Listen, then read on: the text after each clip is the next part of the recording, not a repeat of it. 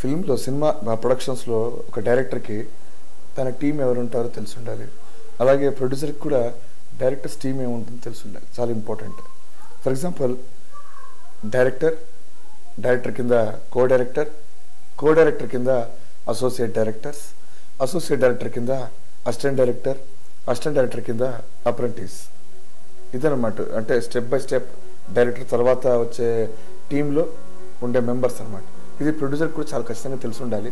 అలాగే డైరెక్టర్ కూడా తన టీం మెంబర్స్ ఎవరో, తన కింద ఉన్న కో డైరెక్టర్ ఎవరు, తన కింద ఉన్న కో డైరెక్టర్ కింద ఉన్న అసోసియేట్ డైరెక్టర్స్ ఎవరు, తన కింద ఉన్న అసిస్టెంట్ డైరెక్టర్ ఎవరు, దీంతో పాటు అప్రెంటిస్ అంటే కొత్తగా వచ్చిన వాడు ఎవరు, వీళ్ళు ఏం పనులు చేస్తారు అన్నది బేసిక్ నాలెడ్జ్. ఇది fundamental basics of డైరెక్టర్స్కి.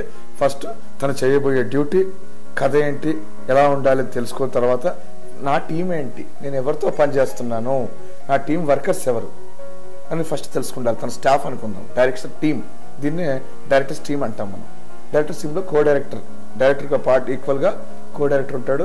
Co director ఏం పనులు చేస్తాడు, వాడి వర్క్స్ ఏంటి, నేచర్ ఆఫ్ వర్క్స్ ఏంటి, ప్రీ ప్రొడక్షన్లో వర్క్ ఏంటి, ప్రొడక్షన్లో వర్క్ ఏంటి, పోస్ట్ ప్రొడక్షన్లో వర్క్ ఏంటి అనేది డైరెక్టర్ తెలిసి ఉండాలి.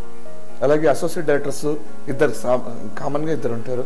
ఇద్దరు అసోసియేట్ డైరెక్టర్స్ ఏం చేస్తారు, ఎవరు కంటిన్యూటీస్ ప్రాపర్గా ప్లాన్ చేస్తారు, ఎవరు యాక్షన్ కంటిన్యూటీస్ చూస్తారు, ఎవరు ప్రాప్స్ చూస్తారు, ఎవరు మేకప్ చూస్తారు, ఎవరు కాస్ట్యూమ్స్ చూస్తారు, ఎవరు బ్యాక్గ్రౌండ్ చూస్తారు అన్నది ప్రాపర్గా వాళ్ళకు కూడా డివైడ్ చేసి డైరెక్టర్కి నాలెడ్జ్ ఉండాలి.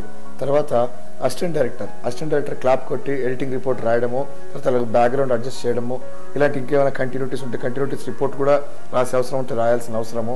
తర్వాత హీరోయిన్ని ఆర్టిస్ట్ని రెడీ చేయించడము, సెట్ మీద తీసుకుని రావడము, ఇలాంటివన్నీ మరి అసిస్టెంట్ డైరెక్టర్ వర్క్స్ కూడా ఉంటాయి. ఆ విషయాలు కూడా డైరెక్టర్ తెలిసి ఉండాలి. తర్వాత అప్రెంటిస్ అంటే కొత్తగా అబ్జర్వర్ ఉందాం, అబ్జర్వేషన్ చేయడానికి వచ్చినప్పుడు వాడికి ఏం పనులు చెప్పాలి, వాడు ఏ పనుల్లో మనకు సహాయపడగలని ఒక డైరెక్టర్ తెలిసి ఉండాలి. సో డైరెక్టర్, తన కింద కో డైరెక్టర్, తన కింద అసోసియేట్ డైరెక్టర్స్ ఇద్దరు, వాళ్ళ కింద అసిస్టెంట్ డైరెక్టర్ ఒకడు, వాళ్ళ కింద అప్రెంటిస్ ఒకడు.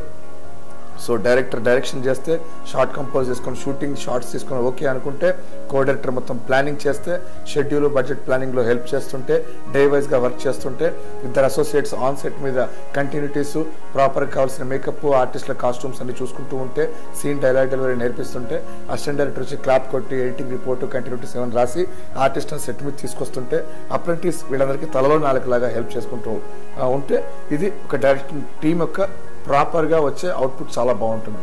సో డైరెక్టర్ టీంలో director, co director, associate directors, assistant director, apprentice. So don't forget.